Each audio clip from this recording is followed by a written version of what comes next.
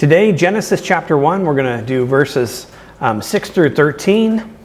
We are going to talk about day number 2 and day number 3. So last week we spoke about the first day. In the beginning, God. God is real. What he teaches is truth. That he is organized. But also, I would add to that, he's very creative. Did you know that the DNA that is in one cell has more information than the largest computer on the planet? It's pretty amazing, huh? All of that jammed into there. We can't get the data centers down to small little sizes. And we think that we're really smart. We're not. We're pretty dumb people. So just look at the governments of the world, right? So today we are going to speak about days 2 and 3. So sky, sea, and soil. That is what we are going to deal with today. So back in the 70s, John Lennon wrote a song. I'm not going to sing it to you, but I'll read you some lyrics. Imagine there's no heaven. It's easy if you try. No hell below us. Above us only sky. Imagine all the people living for today. Imagine there's no countries. It isn't hard to do. Nothing to kill or die for. And no religion too. Imagine all the people living life in peace. You may say I'm a dreamer, but I'm not the only one. I hope someday you'll join us and the world will be as one. So now when he wrote this, he was not a believer. Later on in life, by all indications, he became a Christian. And I think this was written in like 71, but in 1977, he started going to church. He gave his life to the Lord. Now, when you look at that kind of stuff and you think, okay, well, maybe he has a chance or whatnot. But when you look at some of this stuff, you think, why would anybody write this? Why would anybody, well, we all want world peace, right? Like it's just, if we say it enough that somehow, or sing it enough that somehow it's going to happen, right? I just want world peace. Well, it doesn't work that way, does it? Why? That is because when God created the heavens and the earth, there is a possibility, like we talked about last week, that is also the time when Satan tried to lift himself up.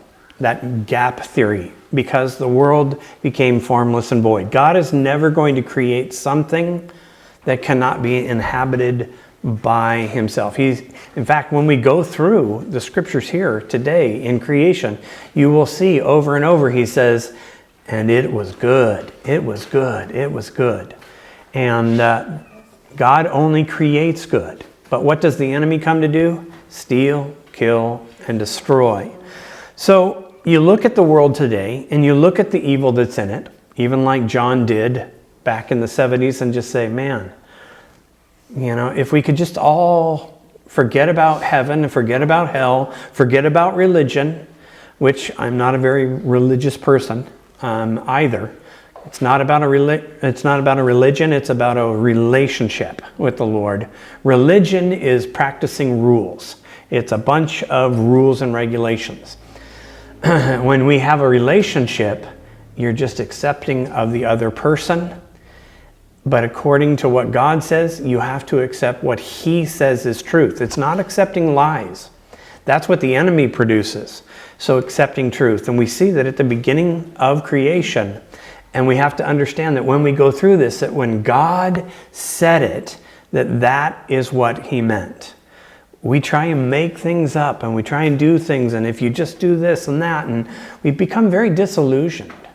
And that's kind of what happened, right? He became kind of disillusioned, but later on, he may have given his life over to the Lord. Additionally, there is one other thing that people would bother to write songs about, or for that matter, to go and do anything. and that is the almighty dollar, right?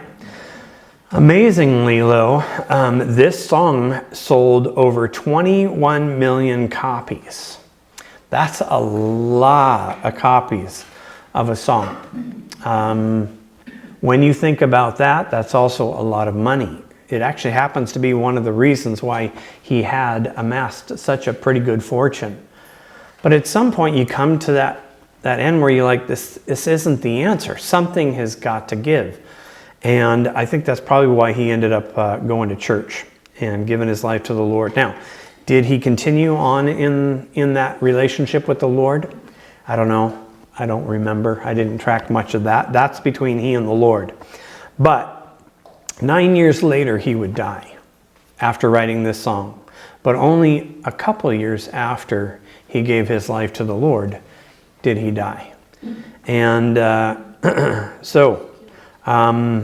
according to biographies and research and all that, again, he did come to the Lord, and we'll see. Maybe we might see him in heaven. That would be kind of cool. So, all right. So in 1977, before his death, and that he watched a movie that came out that brought him to church. Anybody know what that movie was? You probably have seen it. If you are a believer, you've probably seen this movie. Thief in the Night? Nope. But that's a good guess. Yeah, that was kind of a little scary movie. Left Behind? Nope, wasn't Left Behind. It was Jesus of Nazareth. Isn't that interesting? But then again, what does the scripture say? The scripture says, Paul says, you are saved by the gospel, the good news. That is how we get saved. It isn't trying to debate whether or not there's a gap theory or any of that other stuff. When the rubber, or where the rubber meets the road, is when you go to the cross and you see Jesus hanging on that cross and he says, Father, forgive them. That is such a huge thing. And so you got to hand it to, some of those folks that put movies together back then and then chose to do one about Jesus. It's still a great movie. But that's what brought him to church anyway. So anyhow, today as we go through sky, sea, and soil, you're like, well, how does this all tie in to John Lennon and his life? Well, his life did end. He was actually murdered by Mark David Chapman, if you remember back then. Mark David Chapman has been up for parole 14 times on a life sentence. And the last one in 2025 that he was up for parole, they denied him and said, we still don't feel like you are sensitive enough to the people that you hurt.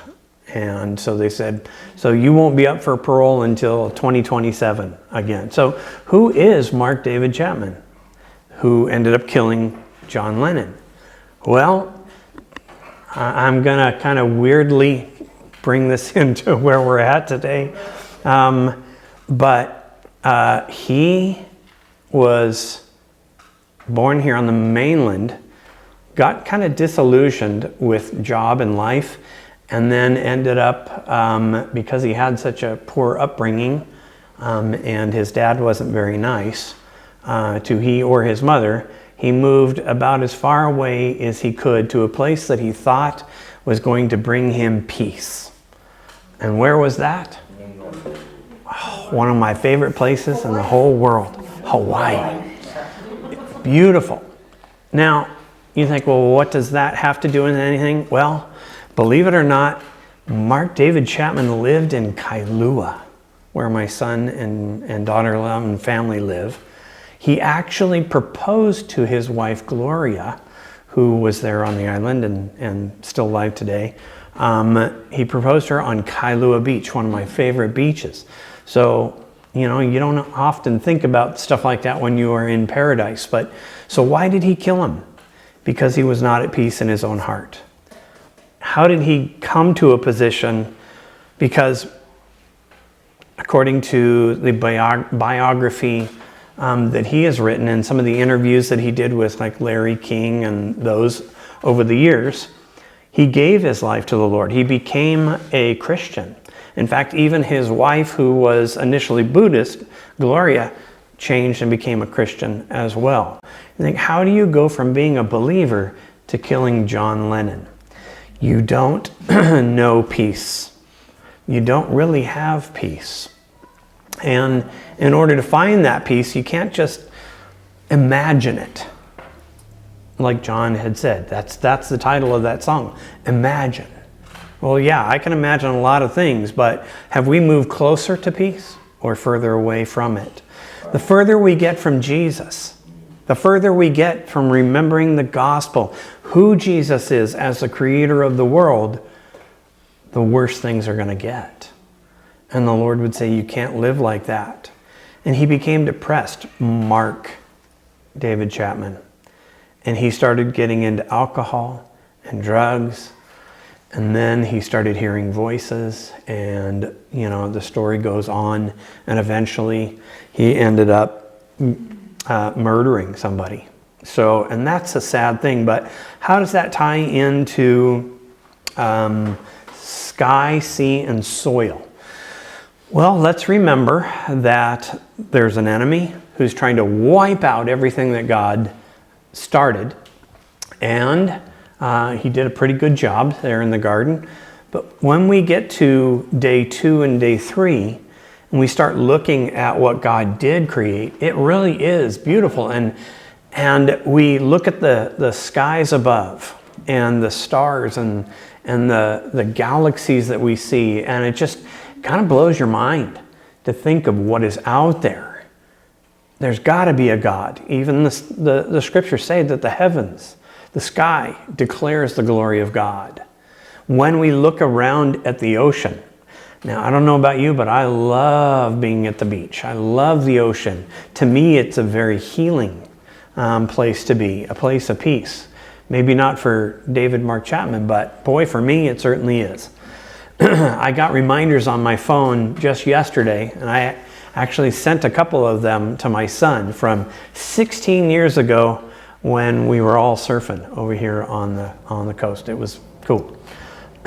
So I brought you some of the sky and sea and soil photos, not only from a place that I find great rest in, but also from the very same place that Mark David Chapman had a hard time finding peace. The difference is, I believe that one walked away from God, and me, I love Jesus. If he created all of this, if he did this in 6 days, the seventh we rested, if he did this in 6 days, how good is heaven going to be? It's going to be amazing. So, here you go. You can see right there that that is just plain old beautiful as you look at the beach there. But then you get the sunset, or the sunrise rather, from Kailua, and it's just magnificent. So it would seem like a paradise, but that wasn't that way for Mr. Chapman. And then verse 6, let's jump in there, and that's where we'll start things scripture-wise. And God said, let there be a firmament. What is a firmament? Well, you remember in verse 2 that God said that there was darkness and it was hovering over the waters. So it is interesting to note that science has discovered that at least half of the water, I don't know where they get their numbers, but at least half of the water that is on the planet today is older than the sun. Well, they could have not wasted money and time, and they could have read Genesis 1 verse 2, where it says the waters were there first. The sun doesn't show up until day 4. We're not even at the sun. Well, then how could all the vegetation live? How could anything live? Because God also, at the very beginning, said, let there be what? Light. And there was light. So, God here says, let there be a firmament. What is a firmament? It, in the Greek, is rakeia, which means simply a limitless expanse or a vault of heaven supporting waters above. Now, interestingly, you can contaminate water, but you can't destroy it. So how could science only come up with, well, half the water is older? No, it's all older than the sun. Because you can take and you can put a pot of water over a fire, and what's going to happen to it? It's going to evaporate, but it's still there, right? So if it's still there, well, what if you smash it? No. Still there. In fact, we actually put water under intense pressure, and what happens? Man, it can cut your arm right off. It can cut through metal like you wouldn't believe.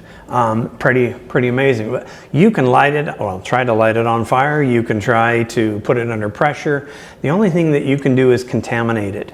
I find that interesting because we also refer to the Bible as the water of the Word. So you can contaminate it, you can change it, you can twist it, you can tweak it, but it doesn't change the truth that God put in there. Which is why he said, I want you to hide it in your heart so that you don't sin. Because sin comes with some bad repercussions. Just don't talk to him, but think about Satan, what happened to him. Well, the waters that were on the face of the earth were separated, and we'll see that here where in verse 6 God says, let it divide the water from the waters. So God divides these. He takes and he creates a huge expanse, what we would call today space. And of course science still looking, there's water on this planet, or there's water out, well, duh. Again, chapter 1, verse 2, there's water all over the place. Here, verse 6, it says God separated and he pushed water out into space. Not just into space, but he created a bubble around the globe that created an area that was amazingly lush and green and, tropical. It's amazing. When the flood happened, that changed everything because that firmament, that water that was separated from around the globe to over the globe that would protect men from, radiation or what have you from different things. When that came crashing down, it wiped out a lot of what we see.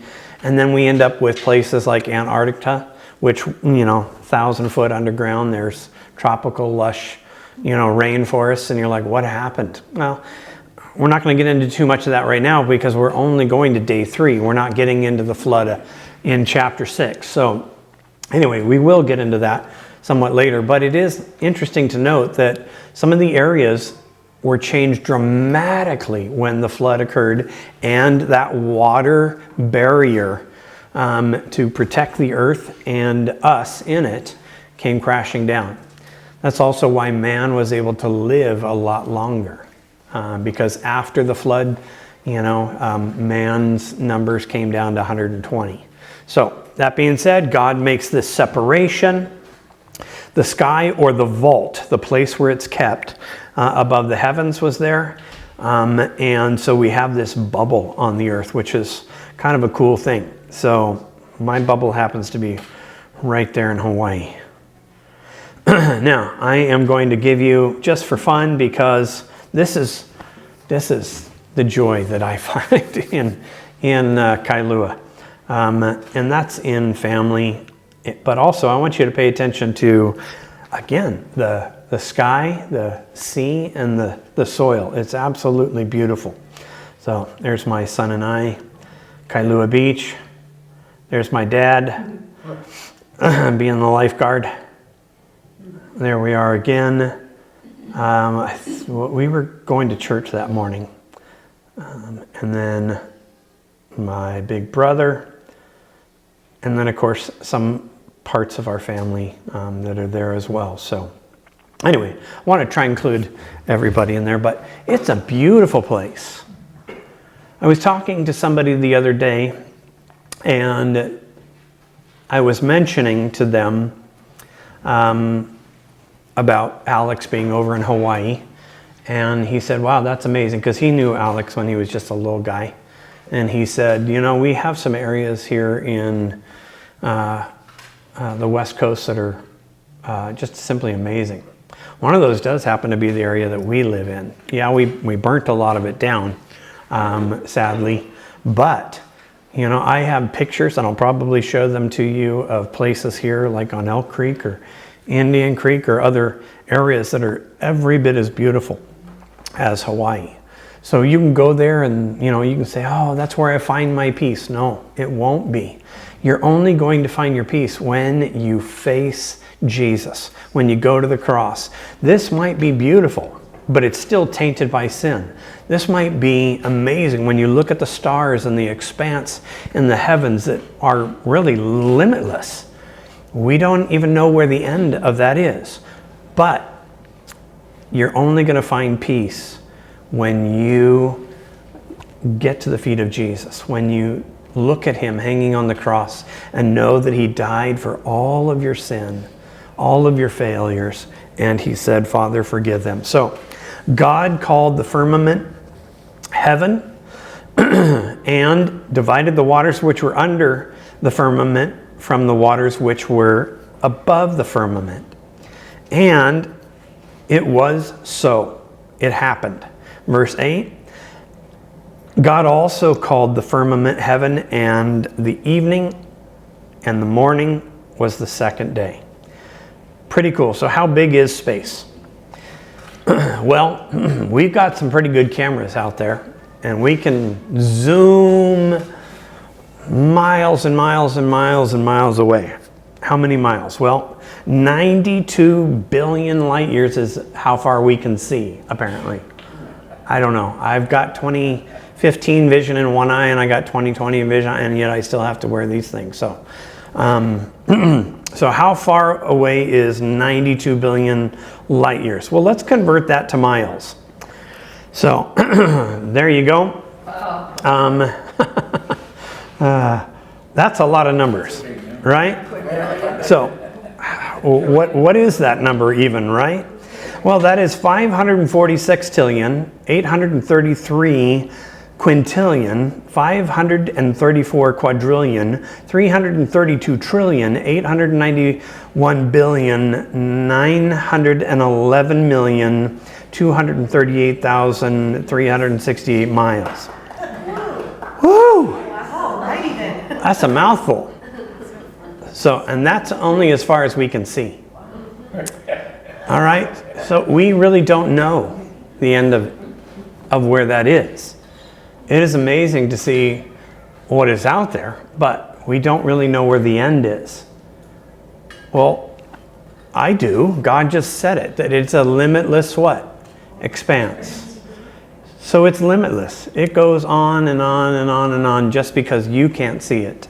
Well, somewhere in there, we've got to find a God. And so we build a little rocket ship, we put people on, and we burst them off the ground, and we shoot them out into space, and we try to pick up rocks that may have life and find out where it originated. And no, you can pick up a Bible. It's a lot lighter than a rock, and it actually is the truth. And it says God did these things. We're always looking for the origin of life, and yet God says, here it is, right here. And we know it. Why don't we just all confess in the world? Why don't we all just confess that there is a God and God created all of this?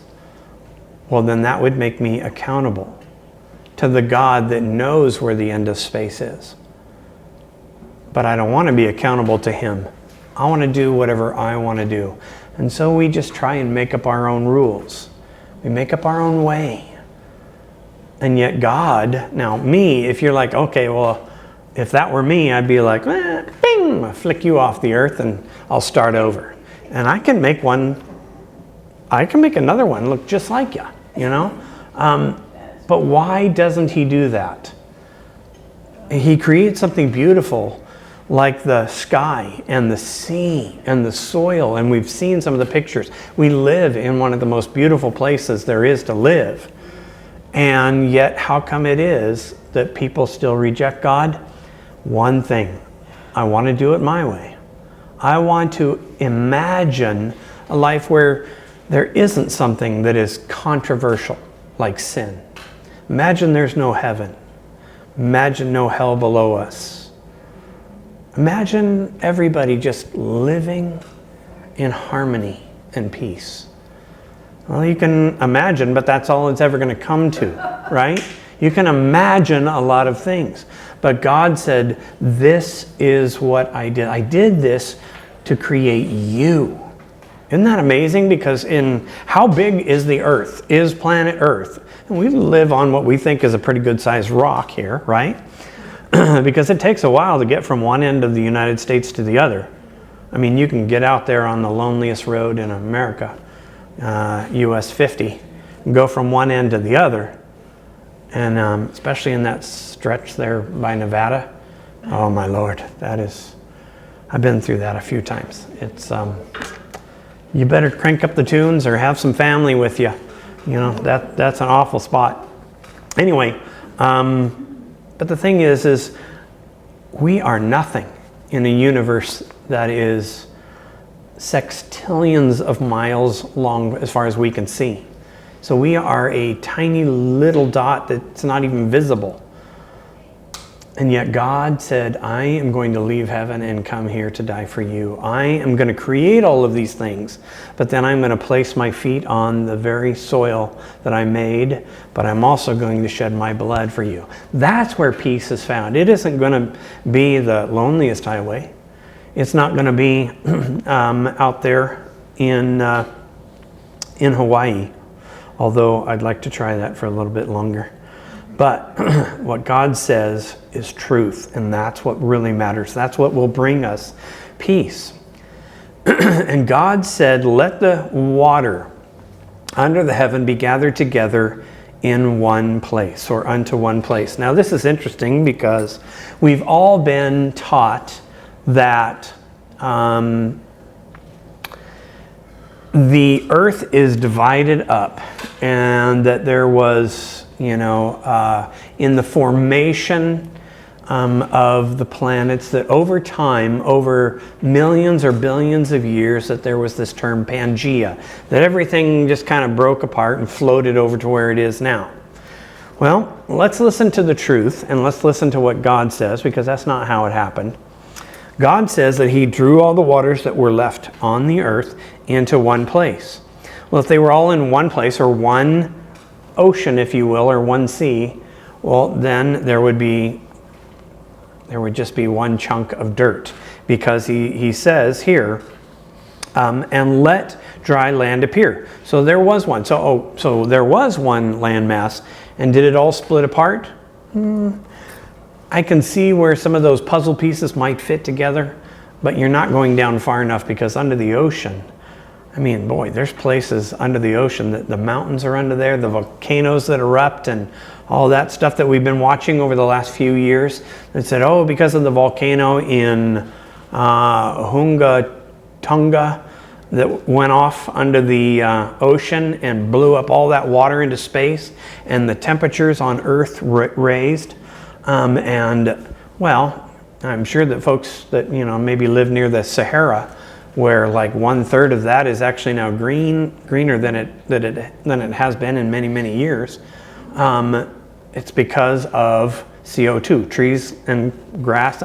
The higher the CO2, the better the plants grow. And yet we're trying to get away from that because, we don't want it to warm up. Because if it warms up, then everything that's frozen in Antarctica will melt and we'll all drown. Well, we probably won't all drown, but Happy Camp might become the beach. So, hey, let her melt. All them people can come and live inland, and we'll have a beach right here next to the river. Right? Well, we're always trying to figure out a way to solve something that God would say that's not That's not where your focus needs to be. It needs to be on me. God said, let the waters gather together. He created dry land. And it's interesting that it says dry land, because the word there, and who wrote the book of Genesis? Moses did. Very good. You have been listening. Good job. Moses wrote the book of Genesis. All right?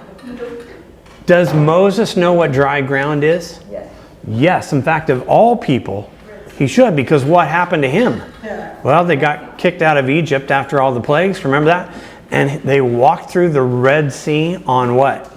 It's the same word right here. So when Moses writes this down, he's thinking, yeah, what should be wet from all the water is dry. Moses, of all people, would know what dry ground is. So here God says, through Moses' writing here, and let dry ground appear, and it was so. And then verse 10, and God called the dry ground earth, and the gathering together of the waters he called seas. And God saw that it was what? Good. I like that. When God put it all together, he said that it was good. And it is good. Got some beautiful places around. Verse 11.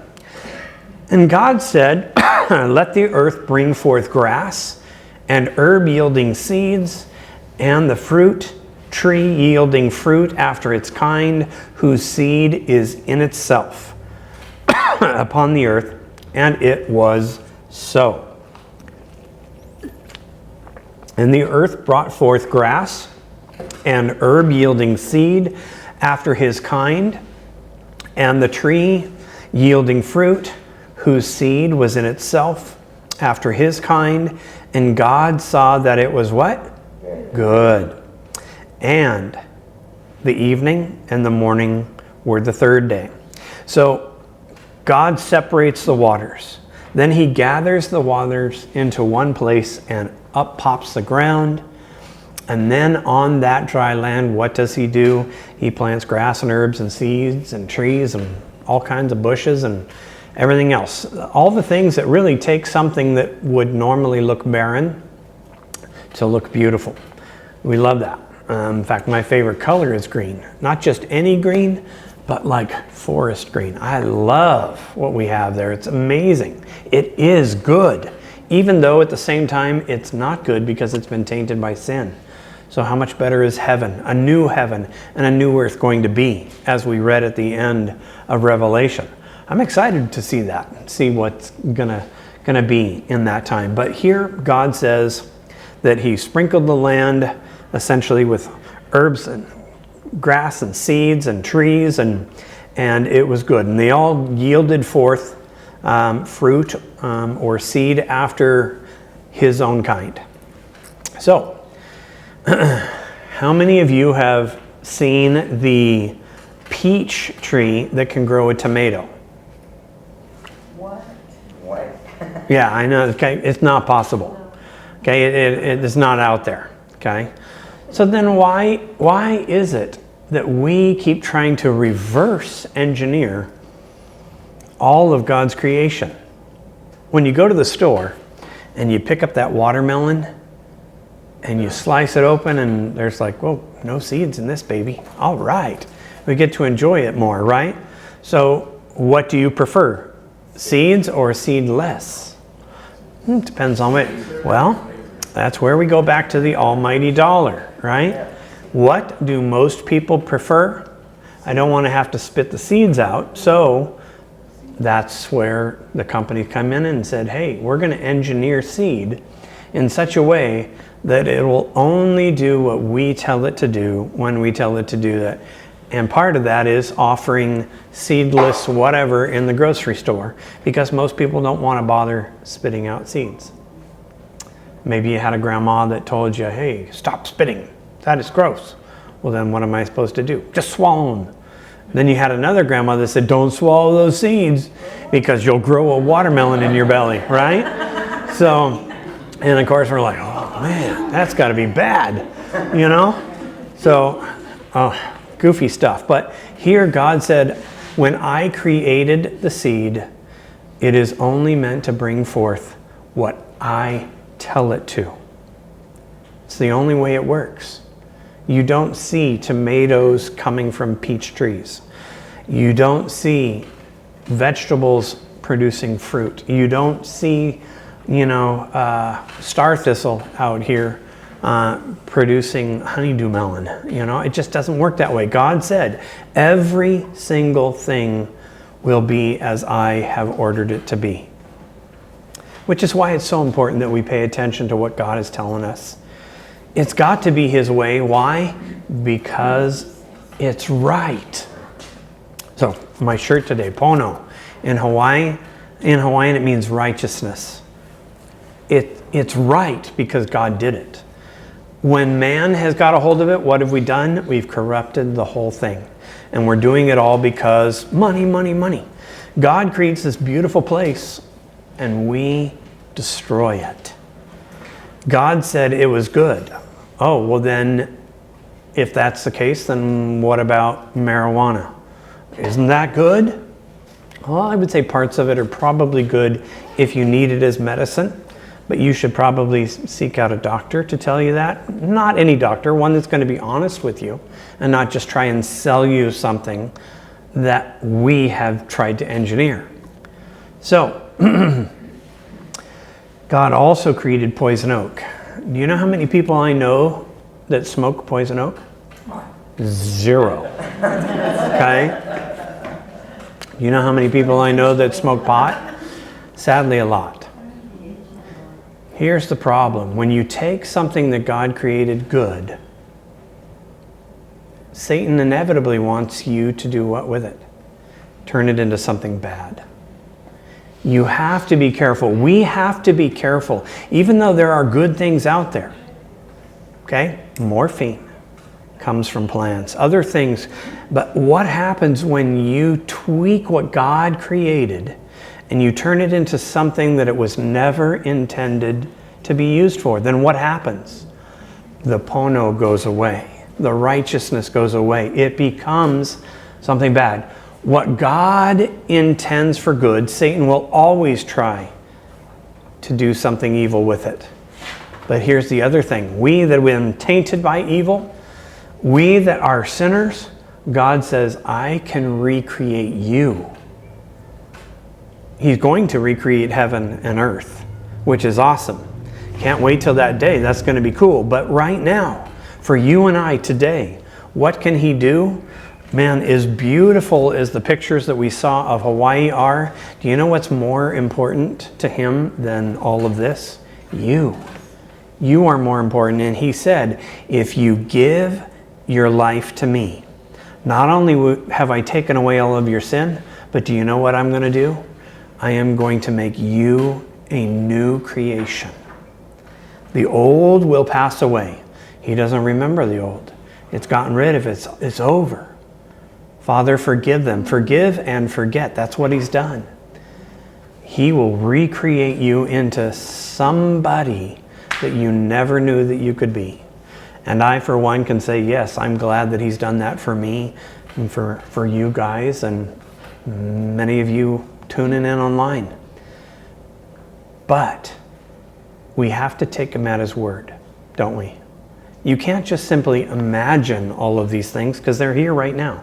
You can't imagine peace. You have to actually find it. And where do we find peace? Yes, God created the sky, the sea, and the soil, and it's beautiful, and it was good. But now it's tainted by sin. So it's not good. But God is going to fix that. But today He can fix you too. That's an amazing thing. So let's pray. Let's thank Him for what He did do. But let's also remember that all you have to do is just say yes to God. And He will change you from the inside out.